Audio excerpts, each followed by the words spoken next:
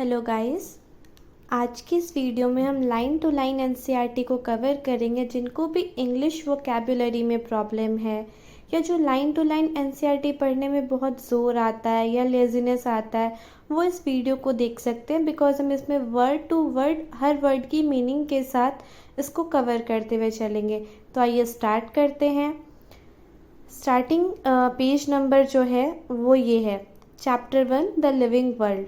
तो finally start करते हैं। How wonderful is the living world. जो भी ये लिविंग वर्ल्ड है वो कितना खूबसूरत है। वंडरफुल मतलब कितना हमें सुंदर देखने को लगता है। The wide range of living types is amazing. जो भी लिविंग टाइप्स हमें हमारे आसपास दिखते हैं वो बहुत ज़्यादा अमेजिंग है। The extraordinary habitats in which we find living organism, be it cold mountains, deciduous forest, oceans, fresh water lakes, deserts और hot springs, leave us speechless। ऐसी हैबिटेट जो ऑर्डिनरी नहीं है, जैसे कि हमारा प्लेन्स वो ऑर्डिनरी हैबिटेट हो गया हमारे लिए। तो एक्स्ट्रॉर्डिनरी और ऑर्डिनरी हम किसी के रिस्पेक्ट में देखते हैं। हमारे रिस्पेक्ट में देखें तो जो हॉट स्प्रिंग्स है वो एक्स्ट्रॉर्डिनरी हो गया, जहाँ स्टिल कुछ थर्मोफिलिक ऑर्गेनिजम्स सर्वाइव करते हैं। The beauty of a galloping horse, of the migrating birds, the valley of flowers और the attacking shark evokes and a deep sense of wonder. जो हॉर्स हम देखते हैं कि घोड़ा देखते हैं ना, वो दोनों पैर आगे मार के रेस वगैरह में वैसे शो करता है, वो उसकी ब्यूटी देखें। या फिर जो माइग्रेशन सुना होगा कि साइबेरियन क्रेन्स का माइग्रेशन होता है भरतपुर राजस्थान में, तो जो माइग्रेटिंग बर्ड्स आसमान में जाती हैं। जो फ्लावर्स की वैली हमें देखती है, जो फ्लावर्स की वैली हमें देखने को मिलती है। या फिर जो शार्क है, कभी देखना ओशन में वो कैसे अटैक करते वक्त छलांग मारता है। तो ऐसा कह रहे हैं कि ये सब हमें काफ़ी अच्छा लगता है देखने में। The ecological conflict and cooperation among the members of a population and among populations of a community, or even the molecular traffic inside a cell, make us deeply reflect on what indeed is life। अभी तक इन्होंने just एक philosophical बात करी है कि हाँ हमें आसपास ये देखने को मिलता है। अभी तक हमारे पास लाइफ का कोई साइंटिफिक डेफिनेशन या कुछ ऐसे कैरेक्टरिस्टिक नहीं आए हैं जो इस चीज़ को डिफाइन करते हो कि लाइफ क्या है। तो जो इकोलॉजिकल कन्फ्लिक्ट या कॉपरेशन हमें पॉपुलेशंस के अंदर देखने को मिलता है, या किसी कम्युनिटी के पॉपुलेशन में देखने को मिलता है, या कोई सेल है उसके अंदर जो भी मेटाबॉलिज्म हो रहा है, ये सब हमें सोचने पे मजबूर करता है कि हाँ लाइफ क्या है। अब ये ऐसा बोल रहे हैं, this question has two implicit questions within it, कि लाइफ जो है इसके अंदर व्हाट इंडेड इज लाइफ, कि लाइफ क्या है, इसके अंदर फिर दो एस्पेक्ट आते हैं। एक तो बायोलॉजिकली कि लाइफ क्या है, दूसरा हम अगर स्पिरिचुअल सेंस में देखें कि हाँ लाइफ का गोल क्या है, लाइफ क्या होती है। बट एज अ साइंटिस्ट या as a student of science हम स्पिरिचुअल एस्पेक्ट को कंसिडर ना करते हुए सिर्फ और सिर्फ बायोलॉजिकल एस्पेक्ट को कंसिडर करेंगे। ये यहाँ पे लिखा है कि the first is a technical one and seeks answer to what living is as opposed to non-living, then the second one is a philosophical one and seeks answer to what the purpose of life is। As scientists we shall not attempt answering the second question। अब हम इसके next paragraph पे आते हैं कि diversity in the living world. इस पूरे paragraph में ना आपको बताया गया है कि मतलब बायोडाइवर्सिटी क्या होती है, हम कैसे उसका नोमेनक्लेचर करते हैं। तो ये उस बारे में बताया गया है कि if you look around you will see a large variety of living organism, be it be potted plant, insects, birds, pest and other animals, ठीक है, एंड प्लांट्स। उसके बाद फिर बताया कि there are also several organism that can't be see with your naked eye but they are all around you. ऐसे भी बहुत सारे ऑर्गेनिज्म हैं जिनको हम हमारी नेक्ड आई से नहीं देख सकते, लेकिन वो हमारे आसपास होते हैं।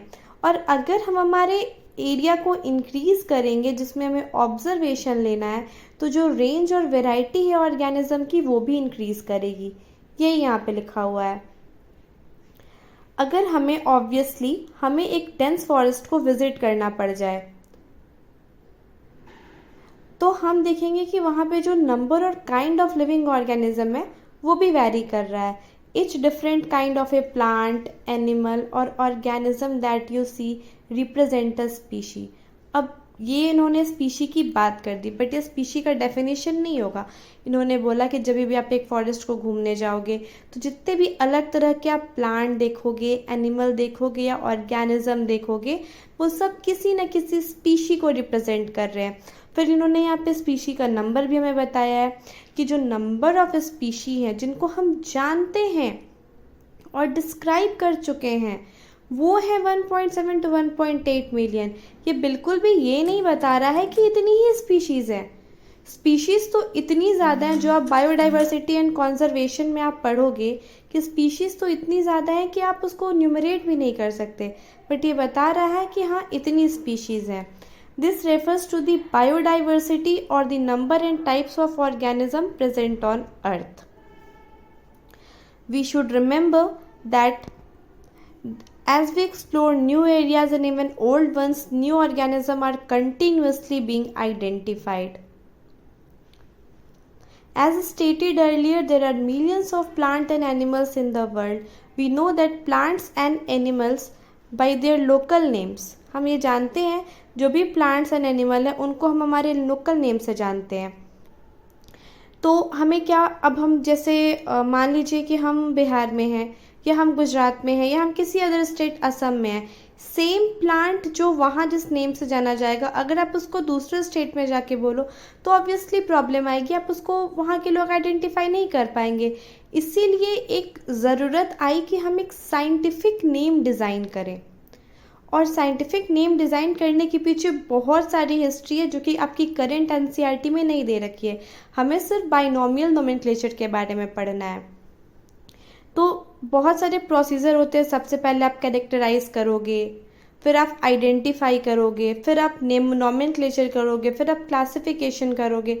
तो ऐसे कुछ प्रोसीजर्स होते हैं जिनको आपको फॉलो करना पड़ता है, तब जाके आप ऑर्गेनिज्म को करेक्टली क्लासीफाई कर पाते हो कि हाँ हमें इसके कौन से ग्रुप में रखना है।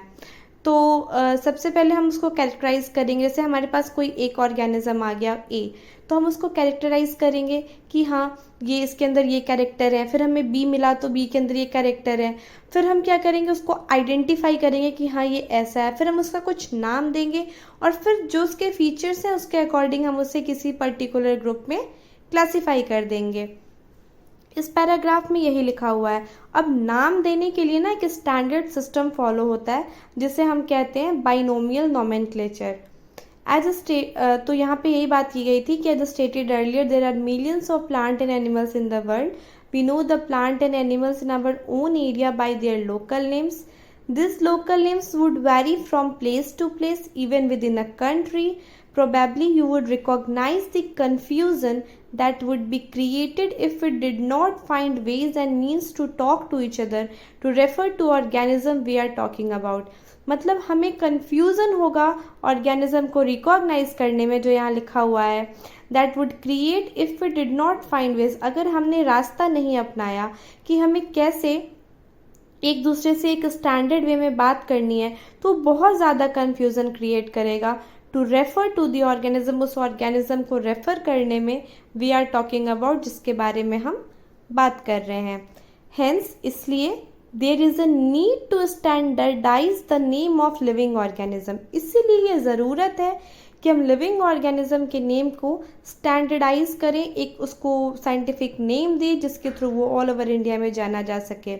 such that a particular organism is known by the same name, वो same name से जाना जाए all over the world. This process is called nomenclature।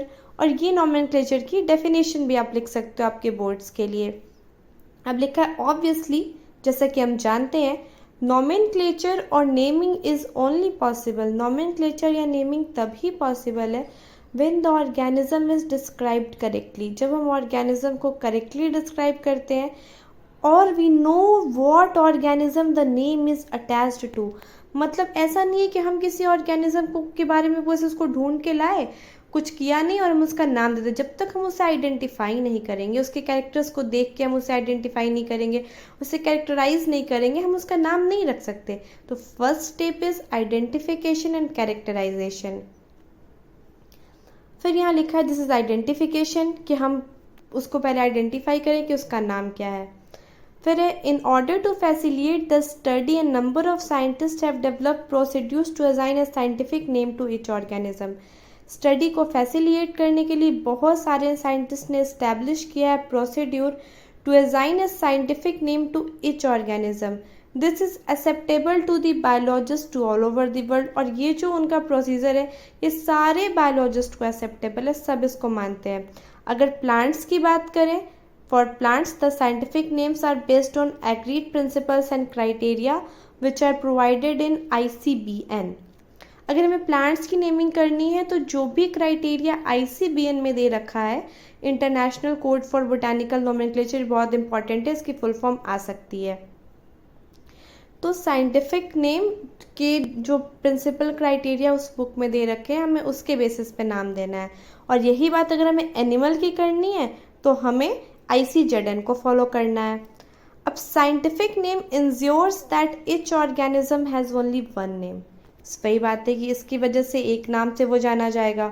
ऐसा नहीं है कि लोकल नेम्स की वजह से हमें कन्फ्यूज़न हो। एक साइंटिफिक नेम होगा, विदर हमें उस प्लांट को इंडिया के किसी भी स्टेट या वर्ल्ड में भी फाइंड आउट करना है तो हम उस नेम से उसे फाइंड आउट कर देंगे। And description of any organism should enable the people in any part of the world to arrive at the same name. हमें किसी प्लांट को ढूंढना है, किसी एनिमल को ढूंढना है तो हम उसका डिस्क्रिप्शन भी देते हैं। हमें उसका नाम नहीं पता है तो हम उसे डिस्क्राइब भी करेंगे कि हाँ इसके ऐसे 2 कान थे, बड़े बड़े इसके हॉर्न्स थे या ऐसा था। तो फिर सबके दिमाग में आएगा हाँ मतलब वो एक नाम पता होगा तो सबके दिमाग में वो एनिमल की पिक्चर तो जाएगी पर सब उस कॉमन नेम पे आ जाएंगे। They also ensure that such a name has not been used for any other known organism. कि बहुत ज़्यादा इस बात का ध्यान रखना है कि जो भी नाम हम उस ऑर्गेनिज्म को देते हैं किसी दूसरे ऑर्गेनिज्म के पास ऐसा सेम नेम नहीं होना चाहिए। अब वो क्या बेसिक प्रोसीजर है जिसके हम बाइनोमियल नोमेनक्लेचर, जिस प्रोसीजर का नाम है उसके क्या स्टेप्स हैं, इसके लिए हम नेक्स्ट वीडियो बनाएंगे तो उसमें हम देखेंगे कि हमें बाइनोमियल नोमेनक्लेचर करना कैसे है। अगर आपको वीडियो पसंद आई और आप इसी तरह से आगे NCERT को कंटिन्यू करना चाहते हैं